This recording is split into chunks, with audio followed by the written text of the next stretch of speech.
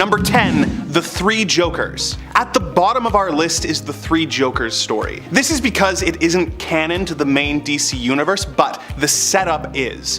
When Batman became the god of knowledge by sitting on the Mobius chair, he became able to find out the answer to any question he asked. One of the first things he wanted to know was the true identity of his archenemy, the Joker. To his surprise, the chair informed him that the Joker was actually 3 different men. This was never really explored in main continuity, but in the Black Label story The Three Jokers, we learned that the reason the Joker acts so differently depending on the day is that Batman has been dealing with 3 different Jokers, known as the Clown, who was the Joker who killed Jason Todd, the Comedian, the Joker who shot and paralyzed Barbara Gordon, and the Criminal, who seems to be the Golden Age version of the character. The writer, Jeff Johns, stated that it was because it was so revolutionary, it would be out of canon with the option of bringing it into the main universe once fans inevitably loved it, comparing his story to Alan Moore's The Killing Joke, which went through a similar process. Personally, I think it's best this stays in Elseworlds, as it just opens up too many questions about Batman's already kinda weird continuity. Number 9, Martian Manhunter. Put some respect on my boy's name. In the New 52 era, one of the biggest changes made to the Justice League was that Martian Manhunter was not a founding member of the team, a place that he held for years. Instead, his spot was taken by Cyborg, who was now created thanks to a mother box. This had a ripple effect of changing the important place Cyborg held in the Teen Titans, meaning it was erased completely. I personally liked the change a little bit. I always have felt that Cyborg has been a little underappreciated, so to make him a founding member felt like a huge step up for his character, who is one of my favorites. But at the same time, John is also one of my favorites. It's just that his status as a newly arrived alien from Mars made it make more sense that Cyborg, who has lived a relatively normal human life on Earth, should be the one of the original defenders of the planet. It may be a weak argument, and I know that many people weren't too happy with the changes to both the JLA and the Titans.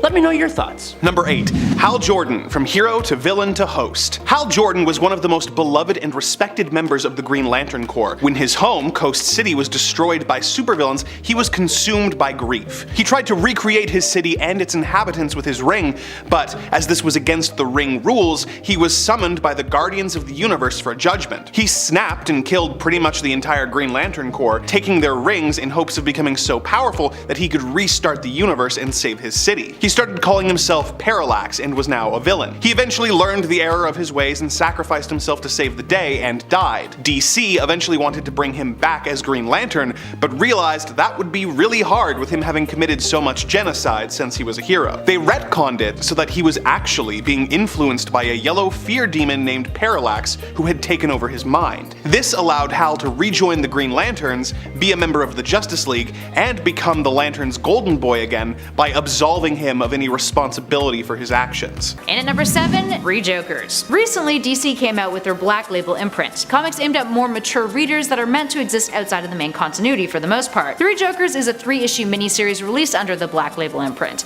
except it was revealed by Jeff Johns that the Three Jokers is part of the main continuity, which kinda confused some people. And this might be why. That imprint was inspired by a really ridiculous plot point that pretty much just disappeared entirely from the main continuity. So once upon a time in 2016, right at the end of the New 52, before Rebirth started up, Batman found himself in the Mobius chair, a plot device that basically gave him all of the knowledge in the world. Batman learns when he sat in this chair that there's actually 3 Jokers out there instead of 1. Then that revelation was dropped pretty much as soon as it was revealed, and hasn't been touched again since the mention of this Black Label Three Jokers series. Oh boy. And at number 6, Damian Wayne. Back in 1987, DC released Batman Son of the Demon, in which he and Ra's al Ghul team up, and Bruce briefly considers becoming his heir. During that time though, Bruce has an affair with Ra's daughter Talia al Ghul, who ends up getting pregnant but then claims to have had a miscarriage. At the end of the story, it's revealed that she didn't have the miscarriage, and later on, Grant Morrison would introduce Damian Wayne, their son, the one who was conceived during Son of the Demon. Except, he changed some stuff. He was the product of Talia having drugged Bruce, forcibly sleeping with him in order to get pregnant as part of what she termed as a depraved eugenics experiment. So essentially she raped Batman, and Damian went from being the potential product of a heart-wrenching love affair to one that Batman had no choice in, since Damian's origins have been toyed with, including a retcon that suggested he was created thanks to cloning. Moving on to number 5, Hal Jordan as Parallax. Once upon a time, during the horrible reign of the Superman story arc that was the sequel to the even more horrible death of the Superman story arc, I had to bring it up, Hal Jordan lost his shit after his home of Coast City was destroyed by Mongol and Cyborg Superman. Superman. This occurred in Green Lantern issue 46 and would become known as the Emerald Twilight story arc. A few issues later, completely distressed by Coast City being obliterated, Hal decides to use his power ring to try to recreate it, which is a big no-no for Green Lanterns. The Guardians of the Universe summon him for breaking the rule of using his ring for personal gain, which pisses Hal off even more. So he steals energy from the main power battery on the Guardians planet in order to finish recreating Coast City. The Green Lantern Corps have no choice but to stop him,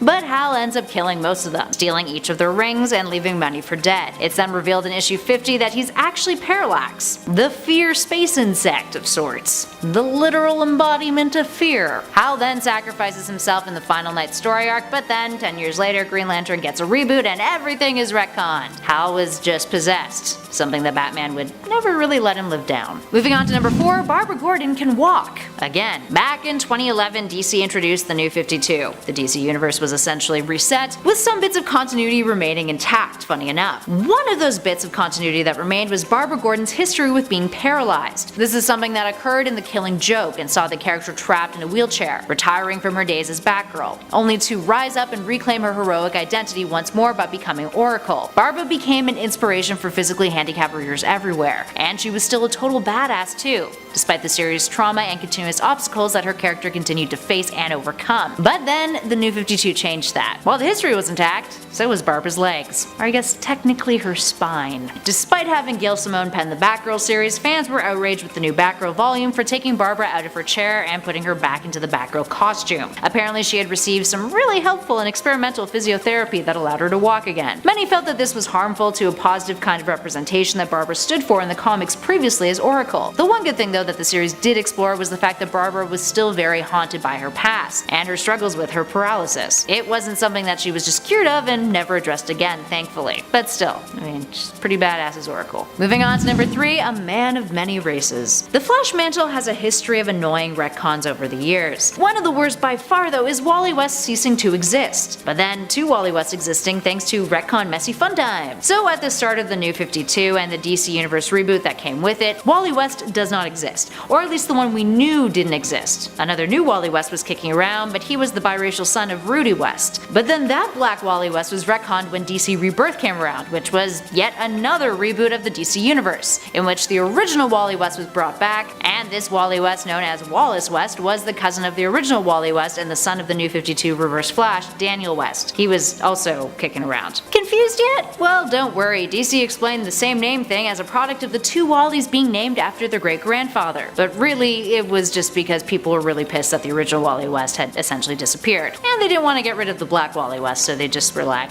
they both exist! Good job, DC, good job. Next up at number 2, Watchmen. Watchmen has long been considered one of the most important graphic novels in the history of the medium. When it came out, Alan Moore and Dave Gibbons were praised by critics for transforming a medium that was often considered to be low art into something that was complex, thought-provoking, and subverted what we believed comics could do. It was a game changer, and it inspired many writers and artists that followed. Watchmen has long been considered a sacred text that does not get touched. Until DC decided that they could milk it for more money. As you can guess, Alan Moore was not fond of that. It first started with Before Watchmen, a group of limited series comics that acted as prequels leading up to the events of the main Watchmen graphic novel. Some of them were great. Darwin Cook, prior to passing away, rest in peace, did a fantastic job with the Minutemen series, expanding on the characters that Alan Moore had so finely crafted without making them into something that, felt out of line. Others weren't as well done, but their sales resulted in an unfortunate domino effect. DC brought the Watchmen into the prime continuity of their comics, making Dr. Manhattan a villain of sorts in the Doomsday Clock limited series, which acted as a direct sequel to Watchmen and tied in stories from the New 52 and Rebirth, because that's exactly what we all asked for, was a sequel to Watchmen. Nobody wanted that.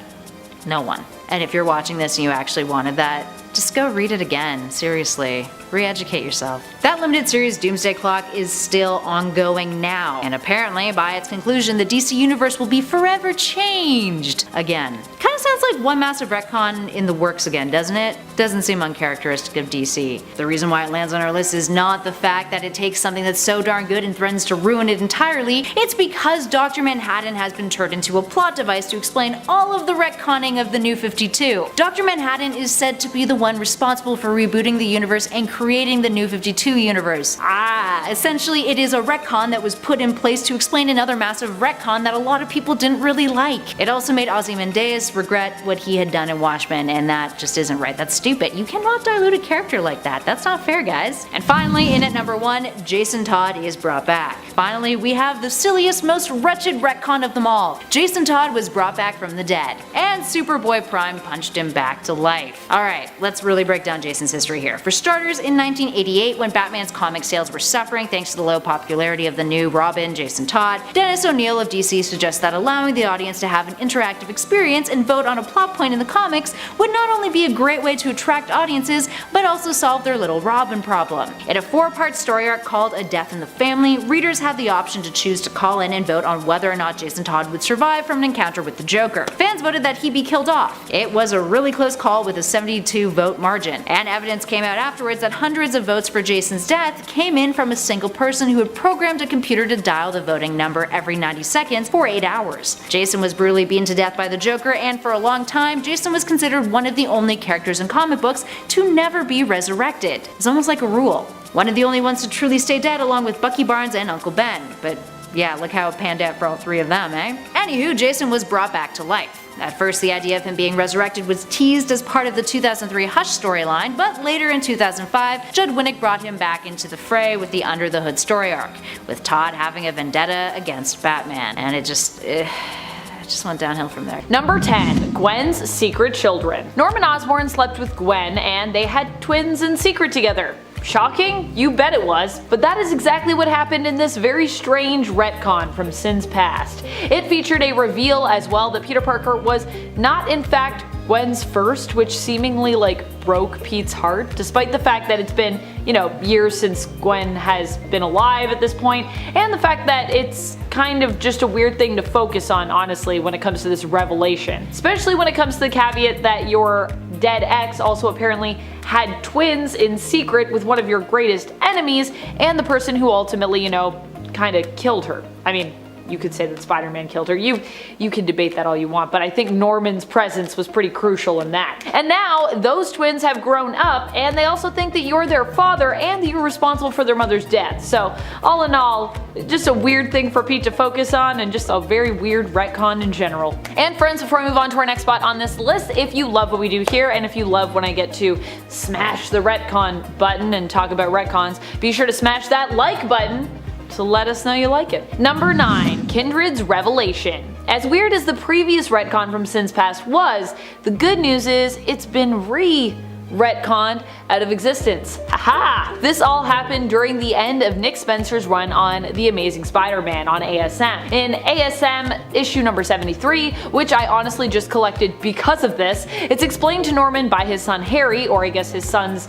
vengeful kind of new demonic form, that Harry teamed up with Mendel Stromm and Mysterio when he was still alive to create an extremely convincing illusion, making it seem as though Norman had slept with Gwen when he actually hadn't. Gabriel and Sarah Stacy were actually not anyone's children, but simply test tube clones created based off of Norman and Gwen's combined genes. Kind of a weird retcon, but also kind of a great one. Number 8. Black Widow's Origins. Black Widow used to be a ballerina. Or at least she used to be. Initially, Black Widow's origins was that she was a ballerina who married the Russian super soldier superhero Red Guardian, and after he went MIA and was basically presumed dead, getting blowed up, she decided to join up and fight for her country, inspired and impassioned into patriotic dedication by his sacrifice and unfortunate fate. However, it turned out that he never really died, but that Russia had it appear as though he did in order to manipulate Natasha into becoming one of their agents. However, then it was retconned that Natasha never really even was a ballerina at all, but merely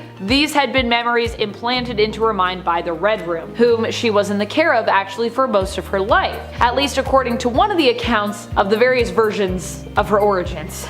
It's also been implied that she was not actually inspired to join up with the USSR following the supposed death of her husband, but instead was blackmailed into doing so. Basically, her origin is one that we seem to constantly revisit and tweak, so it's kinda hard to keep up with. To be honest, I kinda wish she had actually just got to be a real former ballerina ballerina turned spy, because that just sounds like a cool origin story to me, but hey, implanted memories. Number 7. The Justice Society. One of the most hated retcons to come out of the New 52 was that DC made it so that the Justice Society of America, a well-respected team that included popular characters from the golden age of comics, that was a huge part of DC's comic book history, both in the actual continuity and real life, had just never existed. It's just such an odd choice, as the legacy aspect of DC Comics that these characters served as the basis for was just completely wiped out. That legacy concept had done so well for DC prior to the past decade, so it seemed like such a strange choice to make. DC made a few weird choices with regards to retcons created during the New 52. Some were loved, some were not, but to fans, this one seemed just straight up rude. Just because Jay Garrick and Alan Scott are old news doesn't mean they aren't as important. Respect your elders, DC. Come on! Number 6. Tim Drake. Robin no more? When the DC universe rebooted into the New 52 continuity, DC editorial wanted to make their heroes younger and changed the continuity so that the Justice League had only been operating for 5 years. If they had wanted to start the New 52 with Batman working solo or with Dick Grayson still being Robin, this probably would have worked. But DC wanted to have their cake and eat it too, wanting a younger Batman, but still wanting to use characters like Nightwing and Jason Todd. In order to accommodate the new timeline, retcons to the various Robins' backstories had to be made. Dick and Jason got away relatively unscathed, but Tim Drake got the short end of the stick. Tim was originally introduced after Jason Todd had died at the hands of the Joker. Batman was acting recklessly, and Tim deduced that Batman was Bruce Wayne. Believing that Batman needs a Robin to temper his aggression, he asked Dick to become Robin again, but ended up getting the gig himself, being the main boy wonder from 1990 until 2009 when Damian Wayne became the new Robin and Tim Drake became Red Robin. In New 52 canon, he never quite figured out Batman's identity and was never Robin, having apparently always been Red Robin. Fans hated this, and his original origin was eventually put back into canon. Another consequence of the New 52 was that in order to explain how Batman had a 10-year-old son, Damian was retconned to be a genetically engineered baby who had grown faster than normal. Number 5. Identity. Identity Crisis was a really engaging mystery story that paid great close attention to comic book history, but unfortunately, it is another one of DC's strange retconning events that changed quite a few things that left readers completely flabbergasted. Whether it was the super unnecessary and inappropriate use of Dr. Light's attack on Sue Dibney, which itself was an example of the crappy way women were treated in comic book stories in order to motivate the male hero, aka fridging, or the Justice League approved mind wipes that seemed kind of evil in the grand scheme of things. Sure, wiping Dr. Light's mind and turning him into essentially an idiot for what he did maybe seemed darkly justified, but wiping Batman as well? It caused Bruce to create the Brother MK1 satellite, which eventually became Brother I and created the OMAX. Catwoman also suspected that her personality shift from villain to basically a hero might not have been her own choice. It caused the villain community to band together over the fear of being mind wiped, leading Lex Luthor to create the Society, and it even caused the falling apart of the Justice League. Also, can DC stop calling every damn event a crisis? I am in crisis just trying to keep track of them all. Number 4. Jay Garrick. Fictional or nah? When Barry Allen was introduced in 1956 as a reinvention of the Flash, they explained that in Barry's universe, the original Flash, Jay Garrick, and all of his adventures were the fictional exploits of a comic book superhero that Barry liked growing up. So when Barry got powers, he took on the identity to honor him, making the Flash a cosplayer. This was retconned in the iconic Flash of Two Worlds story from 1961's Flash number 123, where Barry accidentally was transported to Jay's world. He learned that Jay was in a different universe, and that the comics written by Gardner Fox were actually dreams that he had remembered and written down. As Barry explained, obviously when the writer was asleep, his mind was turned in on Jay's vibratory earth. This was a weird way to incorporate Jay Garrick, but it also had long-running effects on the larger DC universe, as this is also the introduction of the DC multiverse. Number 3. Jason Todd. Ah, yes, the over-aggressive black sheep of the Bat family, the poster boy for toxic Batman fans everywhere, and the most lazily written Robin of the bunch. At least at first. When Jason Todd first showed up on the scene, after the Robin mantle was abandoned by Dick Grayson, it was downhill from the start. For starters, DC made his backstory almost identical to that of Dick himself. Jason was part of a circus that was attacked by Killer Croc, which resulted in the passing of his parents, and that is when Batman took him under his wing and trained him to be Robin. This time it's the Killer Croc's fault. Very original, DC. I see what you did there. Very nice, yes. So already this Robin seemed to be the target of Batman for being exactly like his beloved Dick Grayson, but Jason wasn't Grayson, obviously. In a retcon, he was made to be impulsive, reckless, and rageful, probably because his mentor wanted the old guy back. I'd be mad too. Now, his backstory was reworked to make him a tough street kid whose parents succumbed to a life of crime and substances, but that's not the weird retcon. After his passing at the hands of the Joker, and technically at the hands of the fans, and after his resurrection as the Red Hood, he revealed to his sidekick that the cause of his streak of white hair was the fact that Batman had made the young Robin dye his hair from red to black in order to make him look more like Dick and avoid anyone asking about this new Robin's identity. Sure, it makes some sense, but my god, Batman needs to learn how to be a better Bat Dad. Number 2. Punching reality. In one of DC Comics' first and largest moves, the publisher removed all of the parallel Earths that they created during the Bronze, Silver, and Golden Age of comics in the Crisis on Infinite Earths. This was controversial even at the time, as it was a huge move that was meant to streamline their continuity and bring everything into one Earth. Unfortunately, the whole move was pretty pointless because it didn't take DC long to go back on that idea and retcon it, but they did it in what was honestly an incredibly odd way. We're talking comic books here, so there is a large suspension of disbelief that needs to take place, but making Superboy Prime punch reality just seems on another level. Being from an alternate reality himself, he got so mad at the current state of affairs in the DC universe that he punched a hole in reality, which created the multiverse again and started the incredibly complex history of DC continuity, which only recently was reverted so that literally everything is canon if you want it to be. We did a whole explained on the DC continuity, so if you want to check that out, we will add a link for you right somewhere over here. Number 1. Hawkman's origin. Hawkman has one of the most notoriously difficult origins to keep track of in all of comics, so I will be giving you an abridged version of his history. In his original 1940 origin, he is Egyptian royalty who has been reincarnated throughout time as a variety of different heroes before eventually becoming the archaeologist Carter Hall, spelled like this. Carter becomes Hawkman and fights crime. With me so far? When reintroduced in 1961, he is an alien cop from the planet Thanagar named Carter Hall, spelt like this. He comes to Earth and takes on the secret identity of an archaeologist named Carter Hall, with the original spelling. It makes sense when you think of him as a total reinvention of the original character. Where things start to get confusing is 2 years later when we learn that the two different versions are actually multiversal variants of each other, with the alien living on Earth 1 and the original archaeologist being on Earth 2. In 1986, the Crisis on Infinite Earths happens, and all of the worlds are combined into one. How to handle the continuity? Well, they changed it so that they were two different people who just happened to have similar sounding names and were both Hawkman at different points in history, with the original operating in the 40s and the alien operating in the 80s. In 1994, 0 Hour happens and all of the various Hawkmen become one guy, but it doesn't stick. In 2011, the New 52 retcons Hawkman so that he has always been a space cop from Thanagar. In 2017, Carter with a C is reintroduced, with it being explained that he reincarnates because the knife he was killed with in Egypt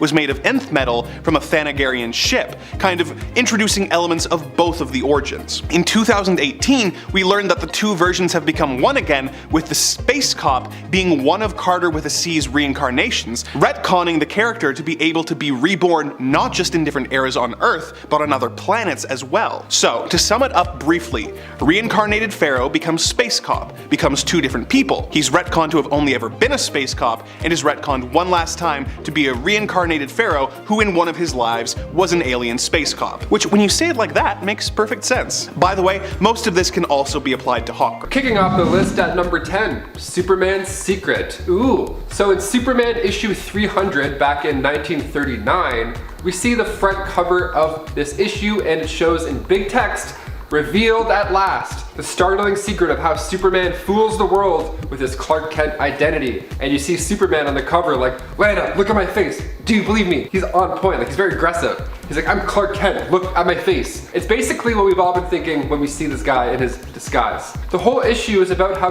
dumb the glasses disguise is. And it's pretty funny at first. But the thing that sucked was that he explained how his glasses are made from Kryptonian plexiglass and how that intensifies the low-level hypnotic effect, so people see him as Clark Kent rather than Superman.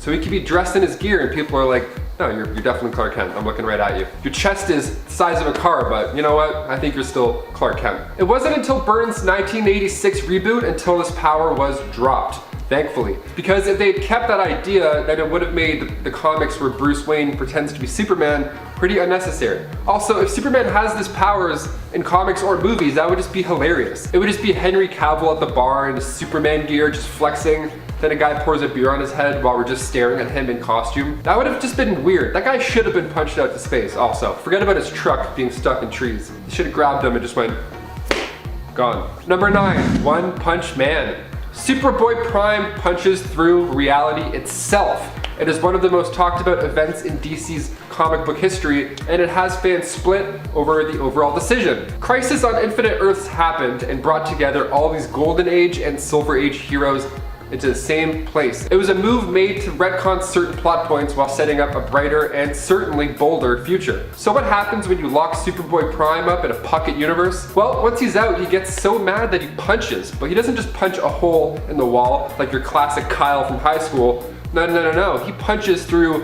reality, creating the multiverse, bringing back the dead Robin from the 80s, Jason Todd, to life. And that wasn't the only change though when it comes to the multiverse collapsing. Like Elastigirl's resurrection, and then the other characters come back as if they truly never died. Like we had Lynx, Reactron, Ventriloquist, Scarface, and Magpie. This punch also changed some major history with Joe Chill, which I'll get into later. The numerous versions of General Zod were also replaced by just the one version.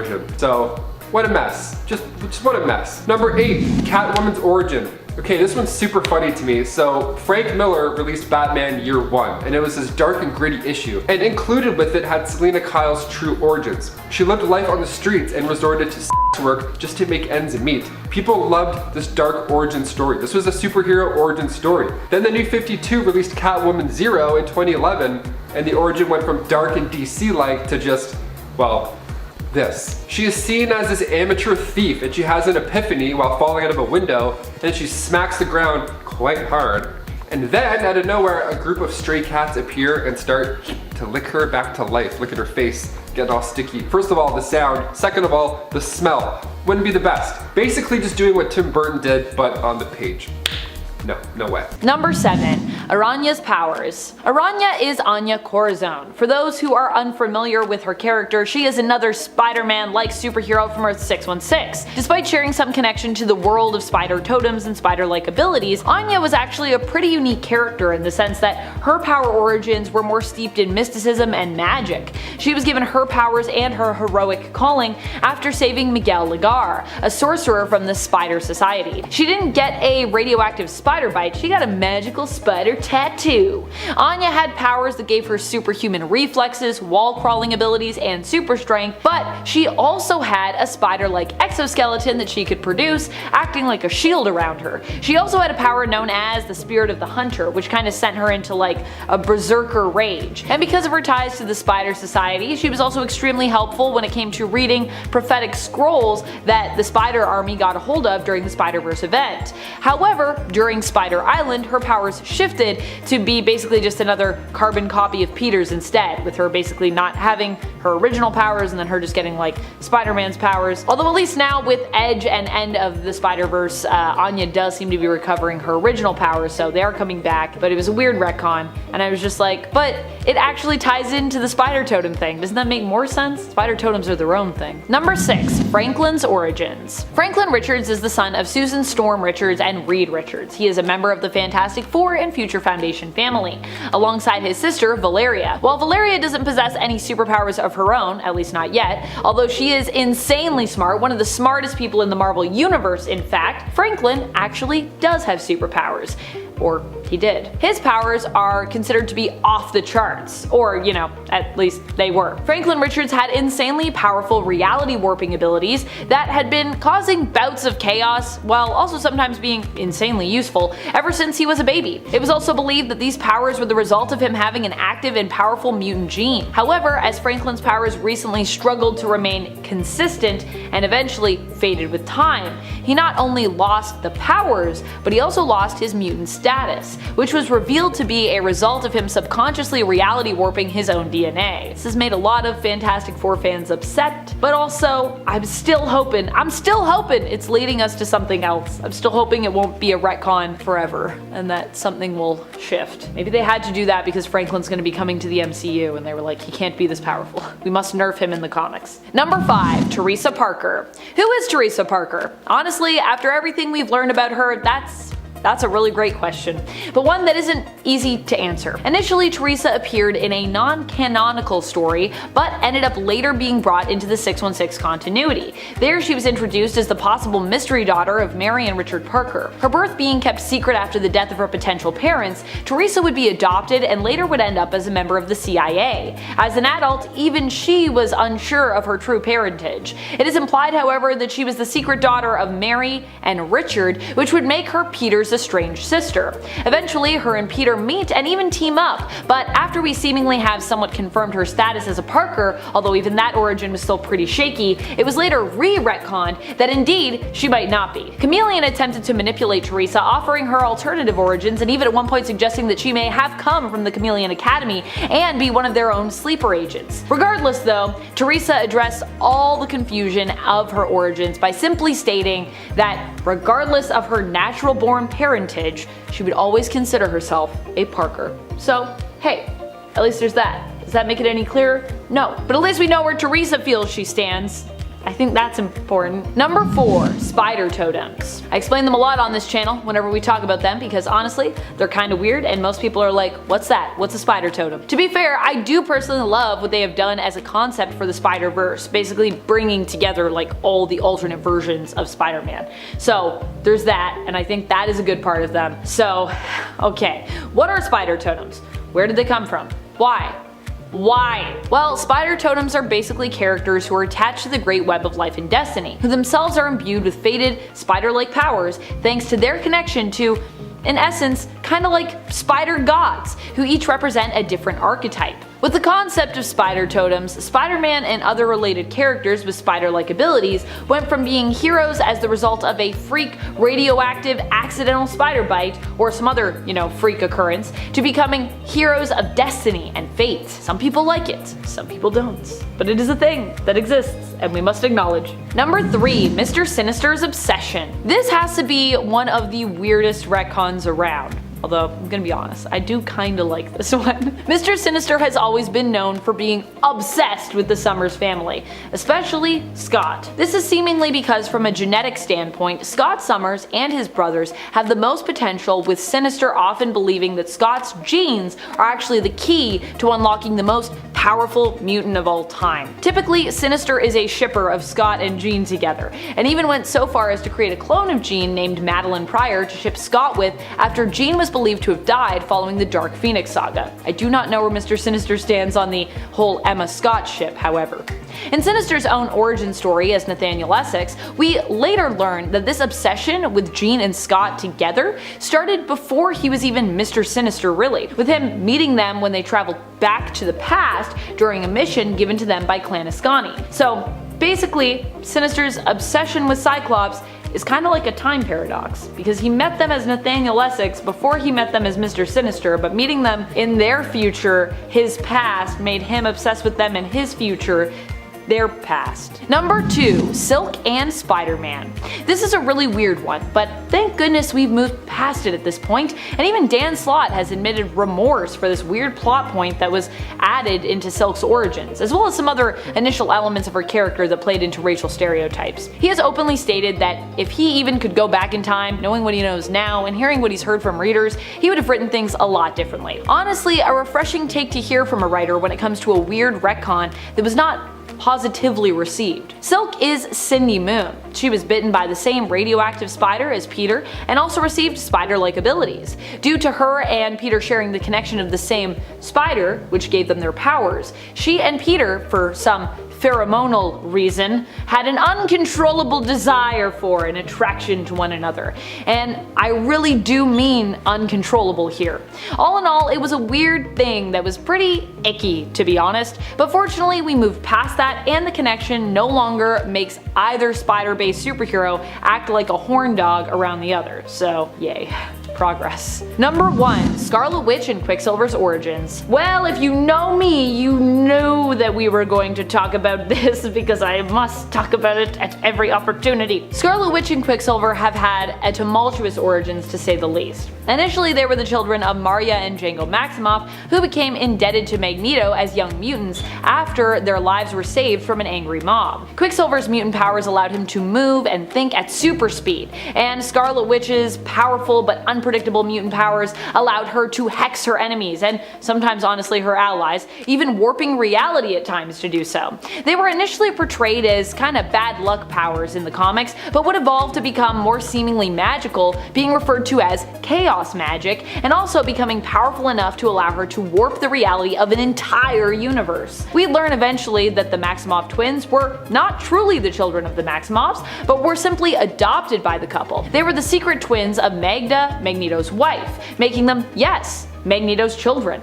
This would create a tense and interesting relationship between the three, with their family ties shaping much of their personality, complexes, and history throughout the years, and adding a lot of depth to Magneto's character. However, Marvel wanted to bring these two into the MCU. At the time, this was complicated, as Wanda and Pietro were mutants, which put them in a weird contested limbo, with Fox claiming rights to them due to them owning X-Men rights at the time, and Marvel claiming rights to them for film projects due to their frequent attachment to the Avengers, and you know, they've never really been X-Men, so yeah. In order to make it so that Marvel could easily use the twins without it being contested in the MCU, they decided to detach them even further from mutant kind by retconning their origins during the events of Axis, with her alignment accidentally magically reversed as a result of a spell she herself had helped to cast. Wanda used blood magic to torment her own relatives, Quicksilver and Magneto, who were basically trying to talk her down at the time. While this worked on Pietro, it did not work on Eric, proving that he was not really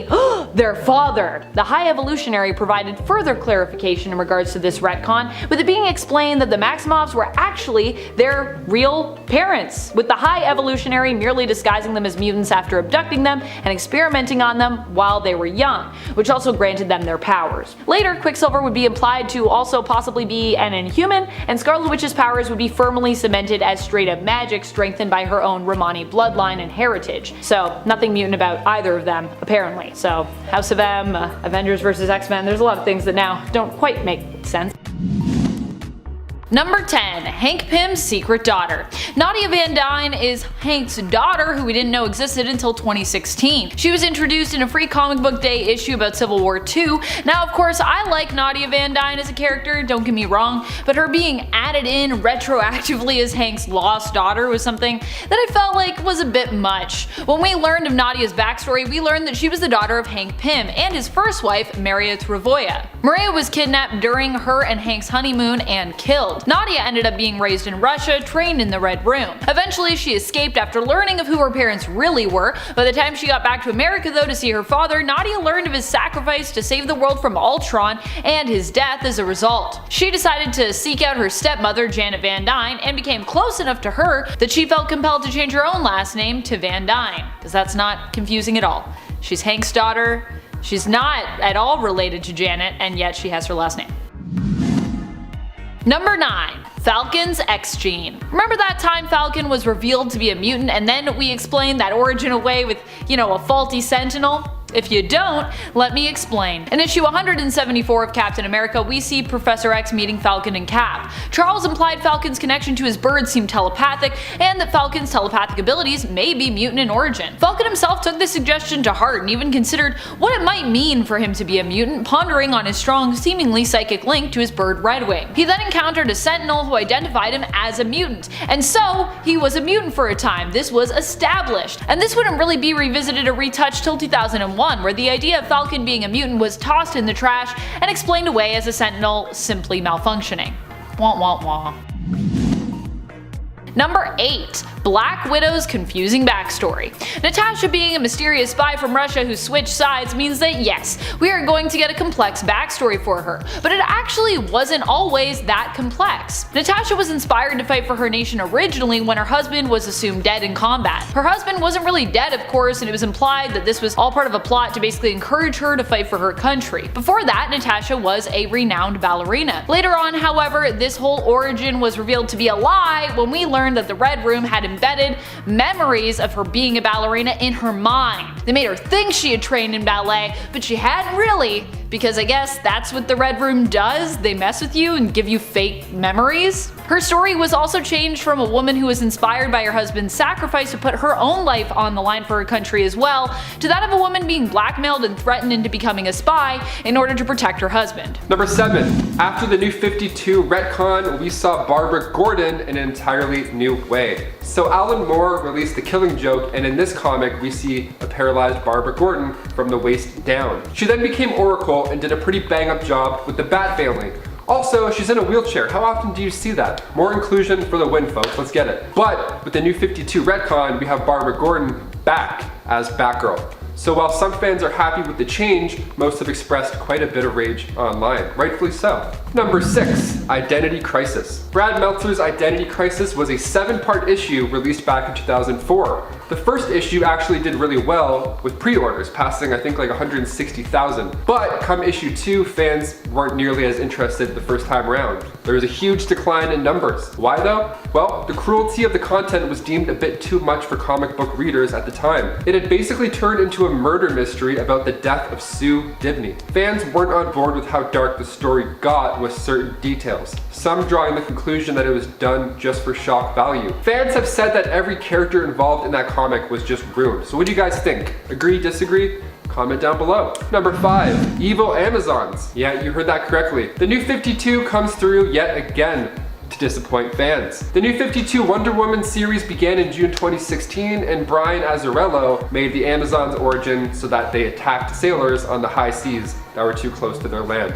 Okay, and if that wasn't bad enough, Azzarello even went so far as to make the Amazons murder these sailors and then toss their bodies in the water. And if they have any sons, well, those sons are being sold right into slavery. I don't think we'll be seeing this in the Wonder Woman sequel. I mean, maybe? Imagine if they went from like the first movie to like a band of hardcore pirates just whipping people off boats. Get out of town. The Wonder Woman clay origin was preferred over the new stuff. These false memories that were written to her story were liked. I mean, rightfully so. Number 4, What is Love? More like, Where is Love? Green Arrow and Black Canary are an iconic couple, or rather, were. The two have been together since their early issues in the 60s, and then the reboot came along in 2011, and they weren't lovers anymore. What? For 5 years, readers had to watch them not be in love, and it was a weird time. Eventually, DC listened, and then when DC Rebirth happened, the couple was back together again. Now, this made fans happy, of course, but that was 5 years of storytelling, and now those issues are just scrapped.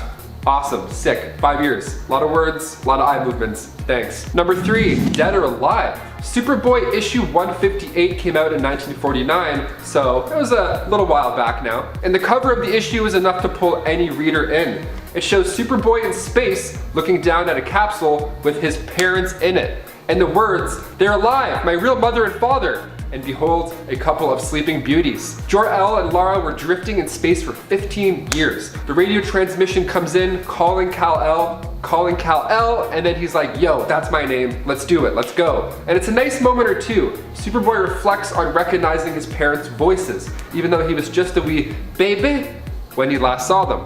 So how sweet. But in the New 52 Rebirth storylines, apparently Jor-El survived the Krypton explosion, thanks to Dr. Manhattan, and he then became Mr. Oz, who was like a villain. This New 52 retcon makes absolute no sense. We saw Krypton's death, and we also saw his parents dying in it with our eyes. Number 2, Jack and Joe. We all know the name Joe Chill, the guy who killed Bruce Wayne's parents, Martha and Thomas Wayne. Now, after watching the 1989 Tim Burton Batman film, there's now another name in our minds when we think of the person that killed his parents. We of course think back to the Joker, and having him as the one who killed his parents in the movie. So which is the right one? Which one's true? So fans had to wonder this for years. If Joe Chill was actually the killer, these are confusing times. And then in Infinite Crisis issue 6, we see that Chill is again the killer of the Wayne's family. Thankfully, I mean, part of Batman's story was based off this way of things. And after Infinite Crisis, they made it so Chill was arrested the same night he killed Bruce Wayne's parents. These stories are way too confusing at times. Even reading this, my brain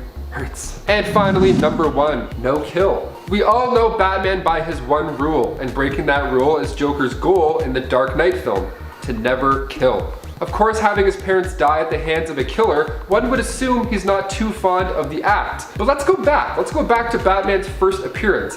Back in 1939, Detective Comics issue 27, we straight up see Bruce push a guy into acid. Acid! It's said in the early days that many criminals died by the hands of the Bat. Bill Finger came in and retconned it so the Caped Crusader, starting in Batman issue 6, tells Robin that we never kill with weapons of any kind. With weapons? Ooh, gotta read the fine print, I don't know. No, Batman at that point still goes by the no-kill rule. But what do you guys think? Was his actions, like in Batman vs Superman, unwarranted? I mean, this is obviously a darker, older version of the Batman where clearly people close to him have died. I personally think he should kill. Make it so he pops dudes. People love the Punisher. I mean, you know, he wrecks people. Go get him, Batsy.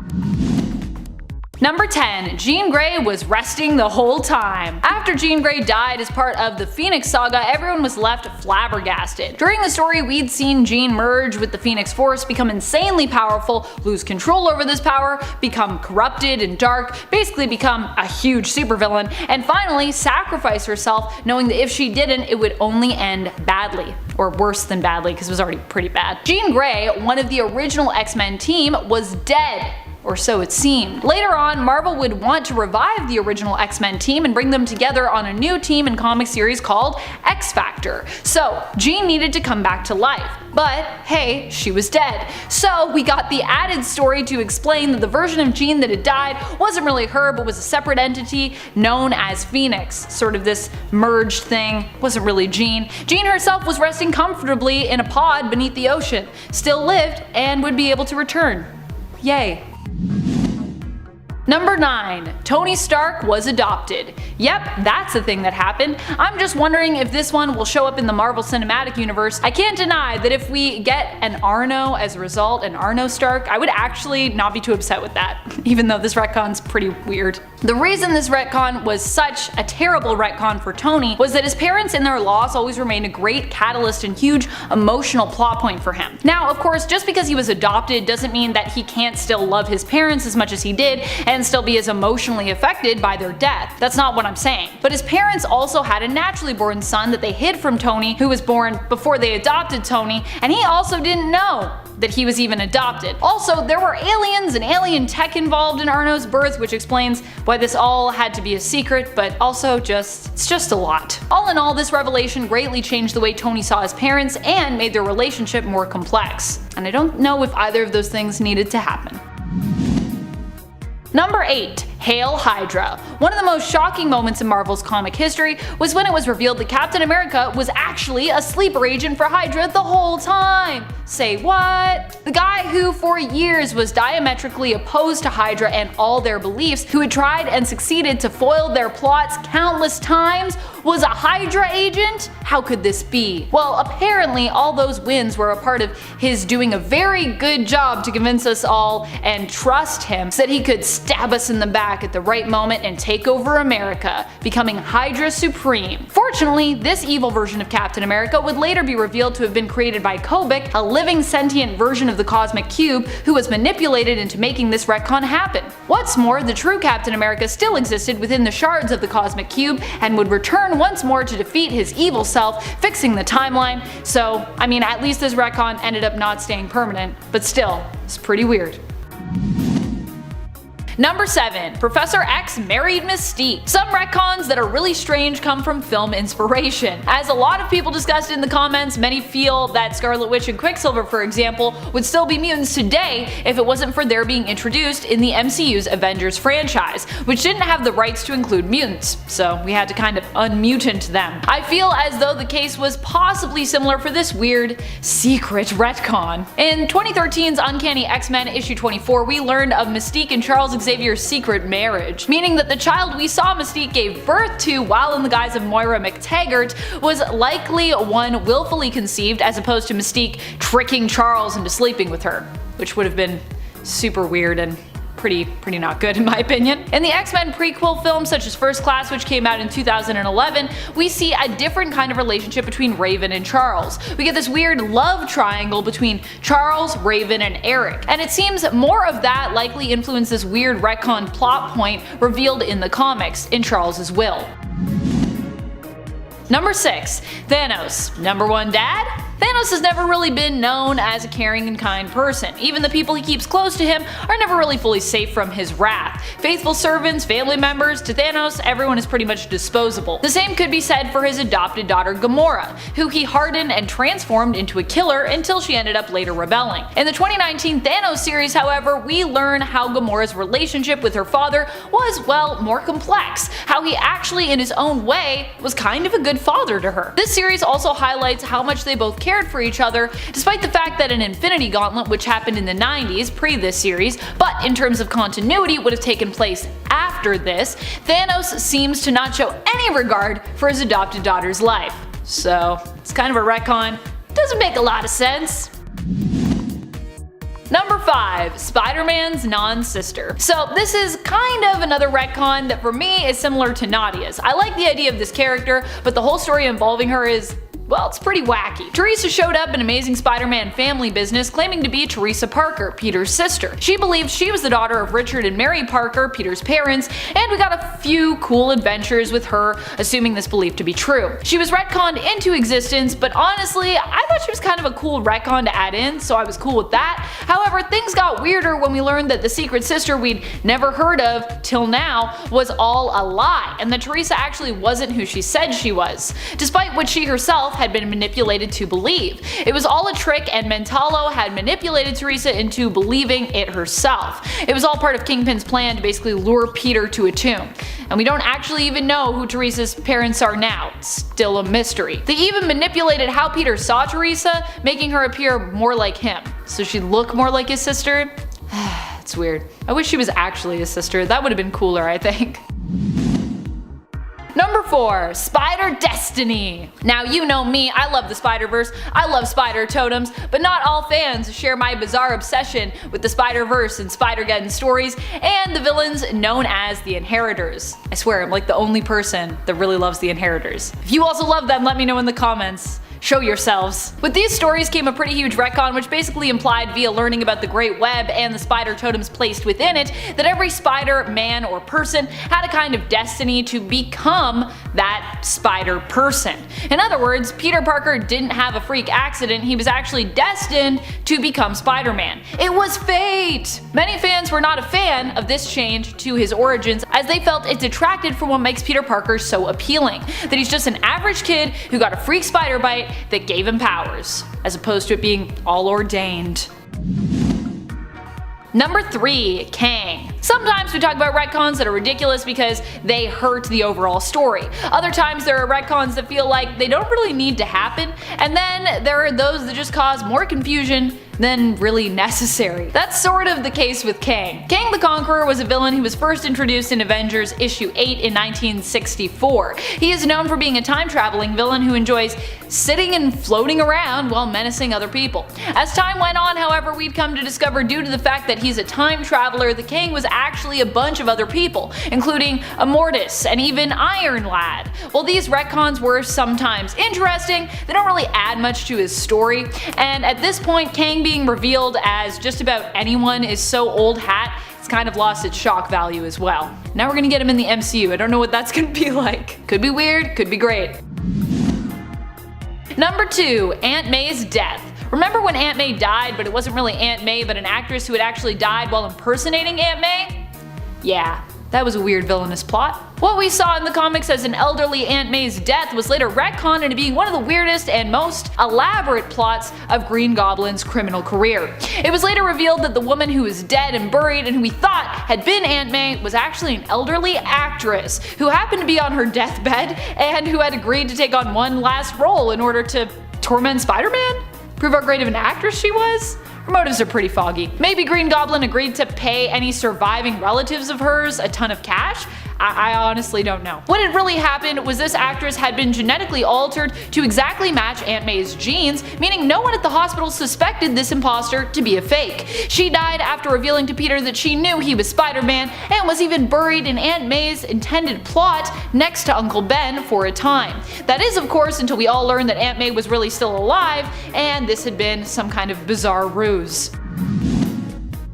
Number 1. Clone Saga. I won't deny that in my time on this channel I've come to actually somewhat love elements of the Clone Saga. I originally disliked Clone Saga when I started working here, but I very much have come to appreciate parts of the story and to acknowledge that without Clone Saga, we wouldn't have some very awesome characters like Ben Reilly and Kane Parker.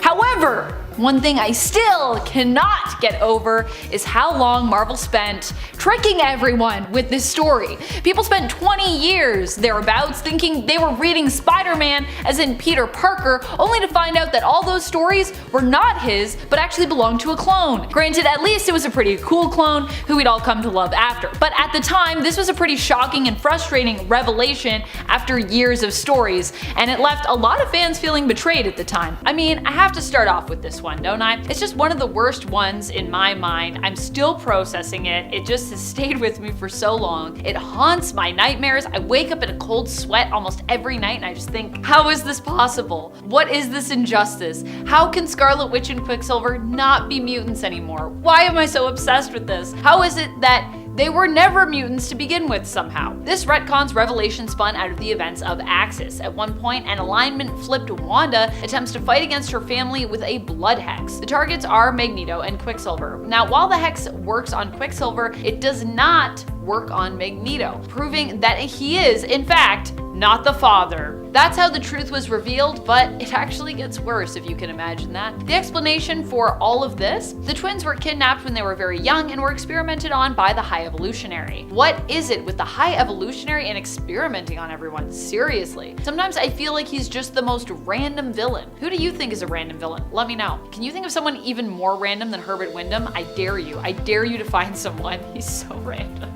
The twins grow up with no memory of this due to their age at the time, and he attempts to hide his experiments by disguising them genetically as mutants before he lets them go for some reason.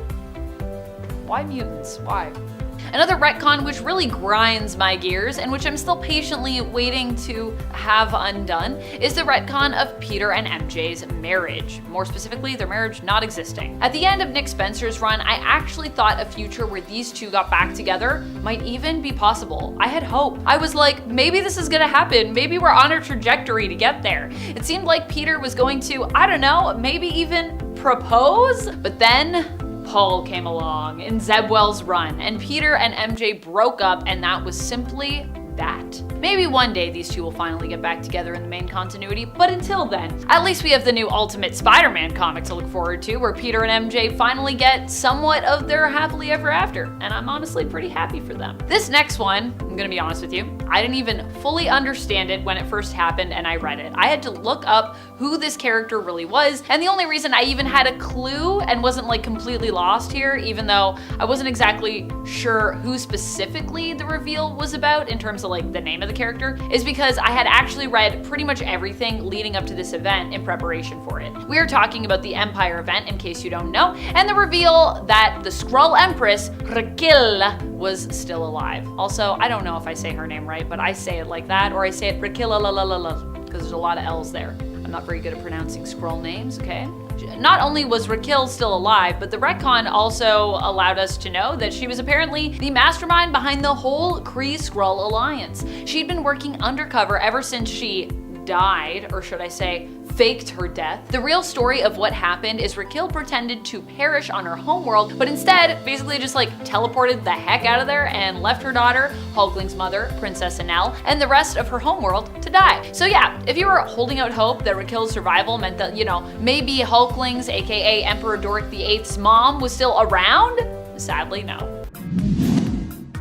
Number 7, Zorn. Okay, so I was actually going to make the title of this point a little more explanatory, but then I realized how long that would actually make the title of this point. Okay, so Zorn was basically a character who showed up in the comics who was a mutant who always needed to wear a mask. Because of this, we never saw Zorn's face, leading many to wonder who was really under the mask. Although I think most people just thought, well, it's probably a new mutant because, we get new mutants added to the comics every day. But no, of course, this is comics, so it had to be someone.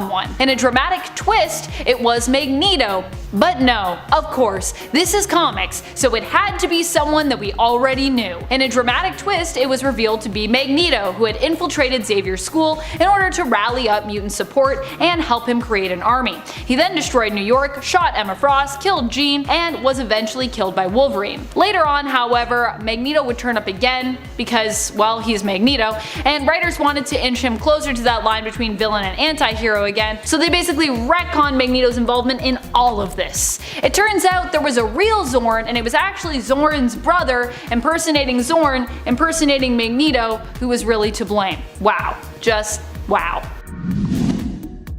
Number 6. Ugly equals evil. That's what Thanos' retcon taught us. Yep. Thanos' backstory was added in detail in the series Thanos Rising, and what many fans were surprised to learn was that his mother was apparently driven mad by her newborn baby's hideous appearance, and because of his appearance, claimed that she needed to kill him. That's pretty terrible. She sensed basically that because he was ugly, he would also be supremely evil. And the really shocking part of this was, of course, that she was right. But also, what the heck? Just because you don't like the look of your baby doesn't mean it should deserve to die. Fortunately, a retcon was later added to fix this when it was changed to it not being the baby's appearance but to a specific deviant gene in the child's genetic code that concerned both of his parents instead.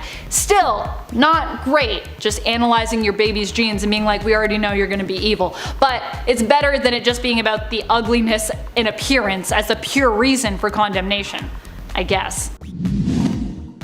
Number 5. Doom is never wrong. Some people like Dr. Doom a little too much. I'm probably guilty as being one of those people. To the point that they can't let him be flawed. Doom must be perfect. Well, while Doom may believe that, the reality is it's his flaws that actually help to make him such a great character, and also are important because they are a part of the reason for his villainous nature. Originally, his vendetta started against the Fantastic Four, and more specifically Reed Richards, years ago, when Reed tried to give him pointers on a device he was building. Reed warned Doom that it was unstable, but Doom didn't listen. The device ended up exploding because, well, Richards had been right, scarring Doom's face. Unable to blame himself due to his huge ego, Doom decided to blame Reed, and thus a villain was born. However, retcons have come into play a few times in regards to his origins as to whose fault the device exploding really was. In one retcon, it's actually implied that it's Mephisto's fault, but if that's true, then why has Doom hated Reed so much for pretty much forever? Another retcon implied that Ben Grimm possibly intentionally sabotaged Doom's machine, which is an even worse retcon because it makes Grimm, normally a very lovable character, look like a jerk. Both of these retcons help to buff out Doom's flaws at the expense of making his feuds illogical. Number 4. Peter and MJ's marriage never happened. During the story One More Day, Peter made a pact with Mephisto to ensure that his Aunt May would live. Part of this deal was also that people would forget Peter's secret identity, which was currently out in the open. Although it wasn't like a bargain part of the deal, it was just a thing that would happen. But what did Mephisto want in return for this? Peter to never be a hero again? Did he want his soul? No. No, no, no, no, no. He wanted his marriage? Mephisto wanted to take Peter's marriage to MJ. And by that, I don't mean that he wanted himself to marry MJ, which would actually make, in a weird turn of events, more sense. I mean, he wanted to make it so that their marriage never existed. This was such a strange request that many were left speechless when Peter agreed, and this actually happened. What was likely really going on is that Marvel no longer wanted Peter to be married. Or Joe Quesada never wanted Peter to get married in the first place. They wanted to return to the days when Peter was flying free and single, so this story happened to erase it. Number 3. Norman Osborn and Gwen Stacy's relationship. This little frightening retcon was added during the Sin's Past story. It also made Peter look like an insensitive jerk, just for good measure as well. The story here that was added in was that Gwen Stacy had an affair with Norman Osborn, a man who was much older than her at the time and who would go on to be responsible for her death. This affair resulted in Gwen becoming pregnant with twins, which she secretly gave birth to. Norman then raised these children, lying to them that they were actually the children of Spider-Man and Gwen, and that Spider-Man had killed their mother, turning them into misguided villains. This was not a retcon anyone needed, but hey, it was one that we got. Number 2. Scarlet Witch and Quicksilver were never mutants. If you have been subscribers to our channel for a while, then you likely saw this one coming from a mile away. A list of the worst retcons with Amanda hosting it? I wonder what she's gonna rank high up on that list. And you were right. One of the worst retcons in mutant history for me will always be this. During the events of Axis, it was revealed that Wanda Maximoff and her brother Piotr, Scarlet Witch and Quicksilver respectively, were never the children of Magneto, and, as such, never mutants. Instead, we learned that the High Evolutionary abducted them when they were young, experimented on them, and then disguised them as mutants and returned them back to the world. Why? Well, we don't really know, which is part of the reason this is such a terrible retcon. That, and it erased years of meaningful family drama and history, and created a bunch of plot points that no longer really made any sense. Number 1. Snap Wilson. Even worse than my own personal nerd rage towards the retcon of the Maximoff twins, everyone's outrage, my own included, against this retcon. I still can't believe this was a thing that even happened in the comics. Oh my goodness. Sam Wilson in the comics became a good friend of Captain America and was even known as his ally, the superhero Falcon. However, it was revealed that Sam Wilson wasn't actually Sam Wilson, a social worker from New York with falconry skills. This was all a fabrication of the Red Skull, who had used the cosmic cube to turn him into the perfect partner for Captain America as part of an insidious plot. The true persona of Wilson was the criminal, thug, and pimp known as Snap Wilson. What? This would be revealed to Cap as being his true persona, which Cap would then save him from. Yikes. Fortunately, years later we would see a retcon that would basically undo this one, turning the fake persona of Sam Wilson into the real persona for him, and the originally retconned real persona of Snap Wilson into the fake, meaning that Sam Wilson was always Sam Wilson and Snap Wilson was the version created and used by Red Skull. Whew, thank goodness. Starting us off in at number 10, Wonder Woman's invisible jet. I mean, I guess she doesn't really need it anymore now, does she? Well, fear not, friends, it wasn't retconned out of existence, so y'all who love her jet, you're good. In 2018's Dark Knight's Metal issue 5, Wonder Woman's invisible jet got a brand new origin story. The Batman Who Laughs shot Wonder Woman with a bullet that was made out of 8th metal, a weaker derivative of 9th metal, which played an important role in this story arc. Anyway, as she is lying there, just all shot and stuff, he goes on a villainous tangent, in which he says, I quote, "The bullets are made of 8th metal, same as your invisible jet, if you have that on this Earth." Now, he's from an alternate Earth in the dark multiverse known as Earth -22, so that's that whole Earth bit there, in case you haven't read the series. Initially, when the jet was introduced in 1941, Diana had built it herself, but that was retconned to it being a semi-sentient crystalline organism that was capable of thought and shapeshifting, and now it's made out of 8th metal, so there you have it. Moving on to number 9, the mutant timeline. In 2018, the relaunch of Avengers, spearheaded by Jason Aaron and Ed McGuinness, introduced a fresh start. Get it? The Fresh Start Initiative. It retconned the mutant timeline. Now, according to this retcon, the first appearance of mutant kind occurred in 1 million BC. In Avengers issue 1, Agamotto reveals that the mutants have existed from that point in time, which would predate Apocalypse and the Externals. So yeah, that's something to think about. Apocalypse was considered to be the first mutant, like the mutant daddy of them all. I kind of regret saying that.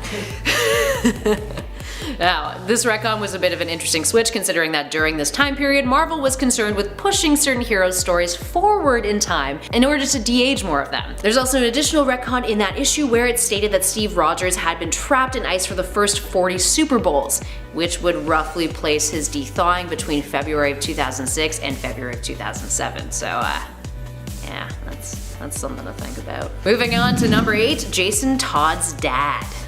In Red Hood and the Outlaws issue 23 from 2018, Jason Todd, the second Robin who met a tragic fate and was resurrected, eventually becoming Red Hood, got a bit of a retcon in terms of his family history. Now, it was revealed in the issue that Jason's father, Willis, who was always a criminal, had actually worked with several of Batman's foes in Batman's Rogue Gallery, which likely further complicated things emotionally for Jason when becoming the Dark Knight's young ward. Now, prior to this, Jason's father was a petty thief who had abandoned his son and his wife, Jason's mother Sheila, who was a drug addict.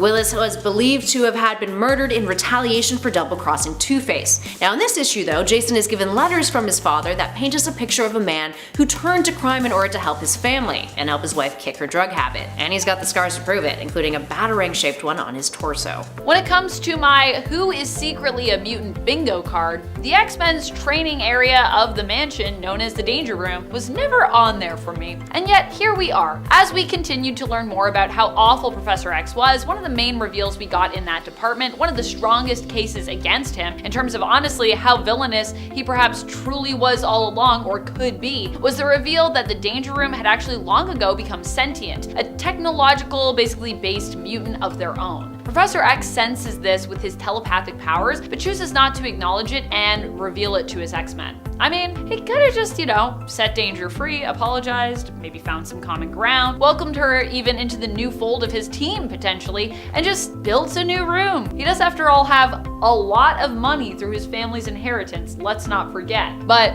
no, he instead kept this a secret and waited until it blew up in his face. So this wasn't only a retcon that was shocking in regards to the reveal of Danger being sentient, but also in regards to Professor X being that level of a jerk. Honestly, Kitty was right. This next one involves a character who feels like he'd be the king of dramatic reveals. But even this one for him caught me off guard. We're talking about Mr. Sinister, and the retcon that he isn't actually Mr. Sinister, or rather, he isn't the original Mr. Sinister. Or that is to say, he isn't Nathaniel Essex, not the Nathaniel Essex. And initially we thought Nathaniel Essex was Mr. Sinister. Well, initially the retcon was that the original Nathaniel Essex died. The origin was later again retconned further, expanded upon, to reveal that Essex actually didn't die, but instead was one of the few versions of himself of which Mr. Sinister was only one. Have you ever wondered why Sinister has that diamond on his head? That's because he is the diamond clone. There's also a spade, a heart, and a club. Each takes their symbol for the suits in a deck of cards, and each with their own evolutionary possibilities to explore. That was the mission they were given by Essex before he went away. Hence why Sinister's obsession is with mutant genetics. That was the intended purpose as dictated by Essex, who of course created him. When I heard about this next retcon, I was both elated and also honestly confused. That was my honest to goodness reaction.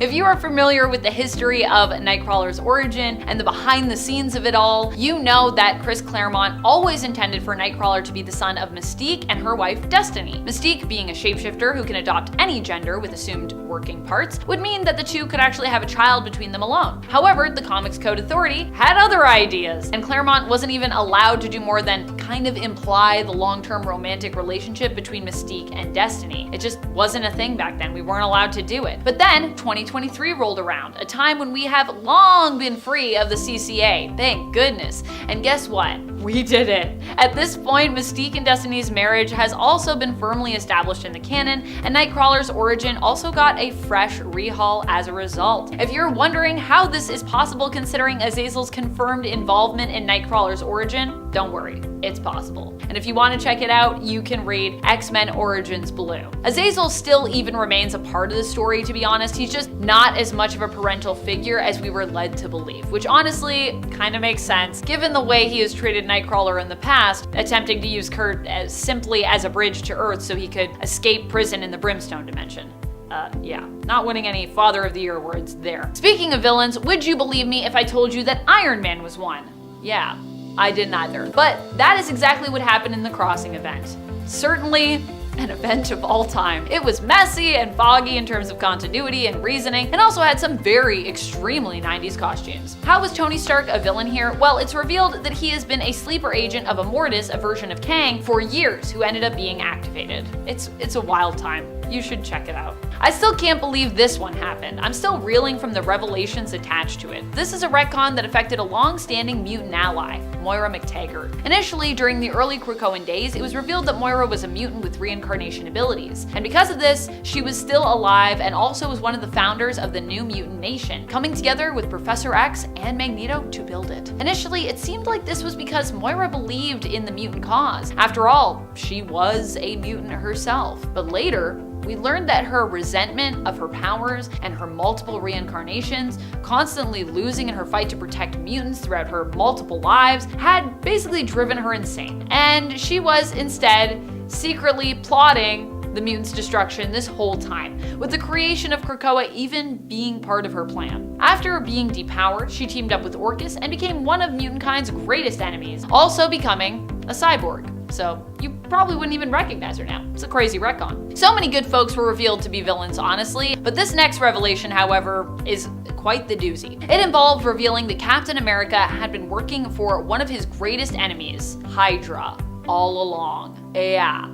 Hail Hydra? I'm sorry, what? How did this happen? How did he even become a sleeper Hydra agent? Well, it turned out that this was actually retconned into existence by Kobik, a physical manifestation of the Cosmic Cube who was manipulated into changing Captain America's origin. In the end, Cap managed to still save the day after his former true self was freed from within the Cosmic Cube shards. The real Cap fought against his alternate version, and now Hydra Supreme, the Hydra Cap, and ultimately he won. So, handled. And finally, one of the worst retcons of all time, though fortunately it has been fixed, I'm happy to say. This retcon led us to believe that Gwen Stacy, Peter's first and in some fans' opinions truest love, actually had an affair with Spider-Man's greatest enemy, Norman Osborn, the Green Goblin, or at least one of his greatest enemies, I'd say. Their affair produced two offspring, twins. These twins were raised in secret apparently by Norman, led to believe that Spider-Man was their true father and that he was also responsible for the death of their mother. Neither of those things being true. Fortunately, a few years back, neither of these things being true. Alright, well, I mean, maybe he kind of had a hand in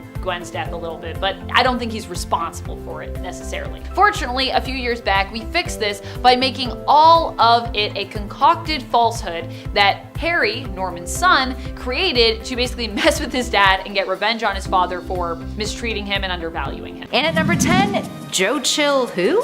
One character that is critical to the Batman mythos but is constantly subjected to changes is Joe Chill, the petty criminal who killed Bruce Wayne's parents in that alleyway when he was a boy. For starters, Joe Chill being the one responsible was briefly retconned in the 90s with Zero Hour, and the truth was left hanging for years concerning whether or not Chill was really the one behind the Wayne's deaths. Then, in 2006 Infinite Crisis issue 6, he was confirmed to be their killer once again. But let's backtrack a little. This is where it gets annoying, frustrating, and a little scary, if messing with continuity or the thought of doing so is something that is frightful to you, which it should be, especially considering all of the mess that DC has created with Joe Chill. The way in which Batman discovers that Joe is his parents' killer has changed time and time again. It seems as if every several years we get a new take on Bruce's origin story, and him confronting Joe, or him rediscovering that Joe was the one who pulled the trigger, or him hunting him down and having some big moral dilemma about the whole darn thing. There have been multiple variations pertaining to Joe Chill's fate, various suspects, various storylines in which DC characters have believed to find new evidence and then hunted down the real person responsible. Initially, we got a glimpse of this back in Detective Comics issue 33 in 1939. That was when we got Batman's origin story for the very first time. In 1948, in Batman issue 47,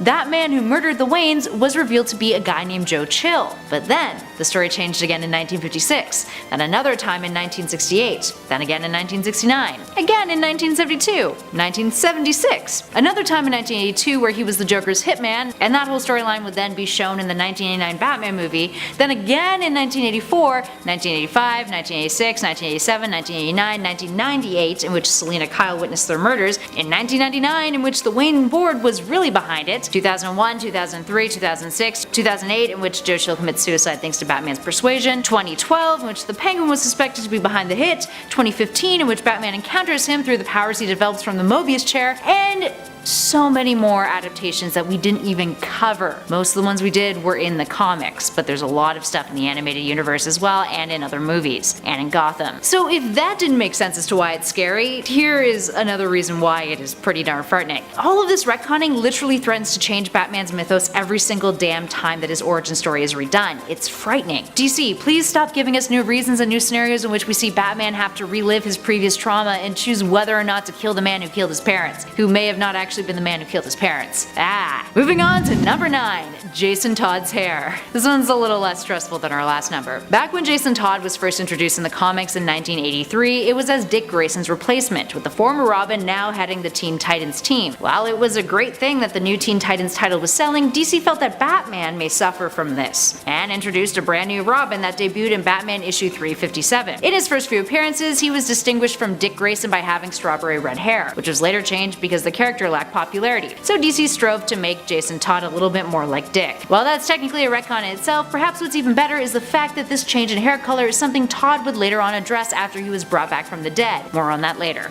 Todd would admit that when he was Robin, Batman made him dye his hair to look more like Dick Grayson. While he never gives a full reason for Bruce making him do this, it's implied it's some sort of marketing ploy. But really, it just kind of feels like Batman fetishized Grayson, if we're being honest. And at number 8, Martha Kent has a miscarriage. Moving away from the Dark Knight and onto the Man of Steel now, we've got another take on retconned origin stories. In 1986, John Byron rewrote Superman's origin story in the limited series The Man of Steel. In this limited series, the Kents take Clark in as per usual, but Byron added an extra little detail. Prior to finding little Kal-El, Martha had a miscarriage. The Kents decided to exploit that miscarriage and pretend that Clark was actually their own. Guess that's one way of getting out of, neighbors asking questions. So why is this bothersome? It's the fact that the miscarriages became the motivation for why they adopted Clark rather than, out of the goodness of their hearts like in the initial origin story. It felt like an extra factor that was really unnecessary. An attempt to make the Kents more broody and justified in their need of, helping a baby that they found literally in the middle of nowhere. In at number 7, the Ant-Man and the Wasp's abuse storyline.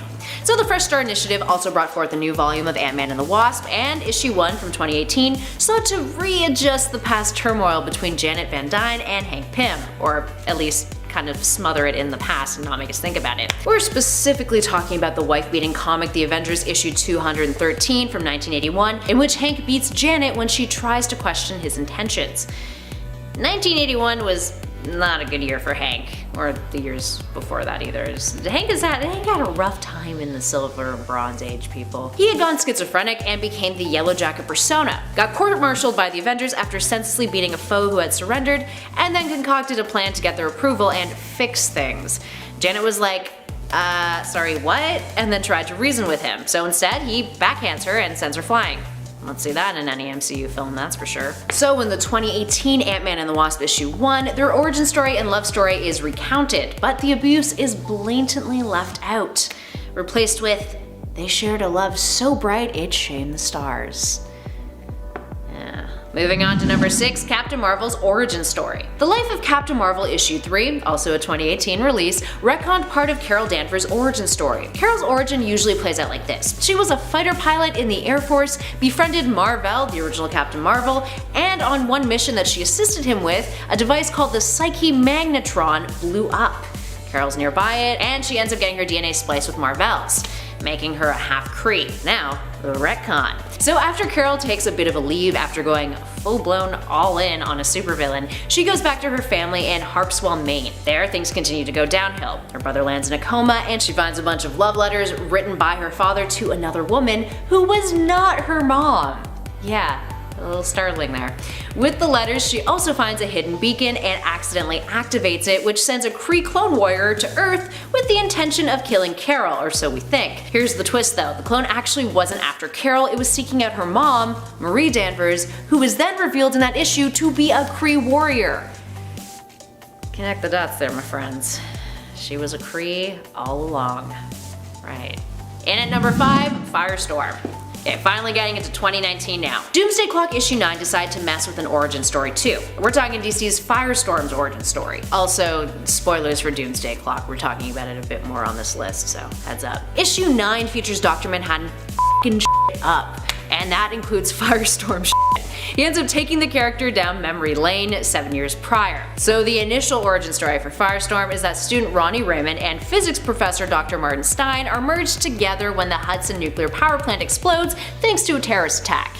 Now the retcon. Dr. Manhattan allows Ronnie to spy on Stein moments prior to the explosion, and it is revealed that the explosion wasn't actually a terrorist attack. It was an attack set up by Stein in order to fuse himself with Ronnie so that Stein could fully understand metahumans. I quote, "What better way to learn about these metahumans than from the inside?"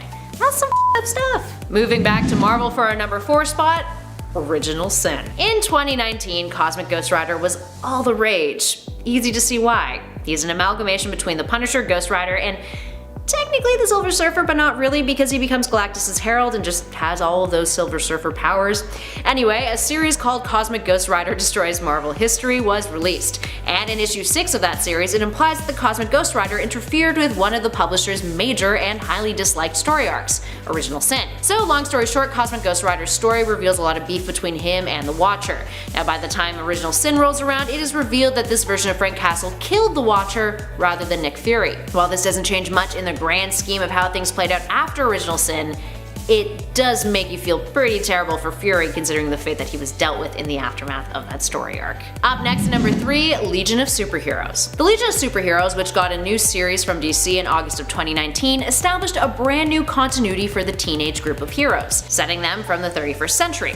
Now they were introduced by traveling to present day and attempting to convince Superman's son, John Kent, to join their team, informing him that he's responsible for the formation of the United Planets in the 21st century. The Legion of Superheroes had received many a reboot in its time. Now, the first iteration debuted in Adventure Comics issue 247 in 1958 and would be retconned during 0 Hour in 1994 and again in 2004 and again in 2007. It's a lot of retconning. I mean, when you retcon a team that much, you kinda gotta question more about the team than, maybe coming up with new stories for said team. Someone's gotta give there. In at number 2, Marvel and the Vietnam War. Kinda sounds insane, right? I mean, retconning a whole war? Well, in August of 2019, in History of the Marvel Universe issue 2, Marvel got super duper bold. So, before we dive into this, let's familiarize ourselves with the term sliding timescale. A sliding timescale is when a publisher adjusts the time frame of their continuity in order to keep their heroes, who rarely age, active for a certain amount of time. Imagine if Batman's timescale was accurate, he'd be almost like a century old. Another example of this is how Captain America was thought out around a decade ago rather than in 1963, which we did mention earlier on our list. So yeah, I mean, it could pose changes to his personality, but that's another list for another day. But some characters are rooted in a specific time period, like Frank Castle. He's a Vietnam vet. Not so easy to adjust that, right? Well, Marvel decided to invent a new war in order to adjust their timescales proportionately and not lose the thematic impact that those events previously had. So instead of the Vietnam War, there's a Sing-Kong conflict now. A bunch of characters who were present in the 60s now have an altered past in which they were involved in this war. Frank Castle, James Rhodes, Ben Grimm, Reed Richards were all involved in the Sian-Kong War. So that's a thing. Now, we've been moving chronologically on our list, but we felt that our number 1 spot had to go to a retcon that occurred within the same timeline as the rest, but has potentially altered things on a multiversal scale for this particular comic book publisher. We are talking about our number 1 spot, DC's Dr. Manhattan, and the fact that Flash did not create the New 52. And other stuff with Doomsday Clock. So we're returning to Doomsday Clock issue 9 here, but also the entire Doomsday Clock series, really. So, in issue 7 of that series, Dr. Manhattan, who is now a full-blown part of the mainstream DC universe because dear god they need to stop trying to milk Watchmen and just let it be, sorry, personal opinion there, we learn that there is an occurrence that has had a significant impact on the current DC continuity. Turns out, Manhattan has been meddling a lot in the DC universe. He prevented Alan Scott from becoming the first Green Lantern, therefore started a butterfly effect that also affected the Legion of Superheroes that we mentioned earlier. It's because of that retcon from a publishing standpoint, by the way. And Dr. Manhattan was the one who caused the New 52 to happen, not the Flash. Dr. Manhattan was the architect behind the Rebirth retcon as well. It goes so much deeper than that, but that's for a whole other video for another day. It's hefty, friends.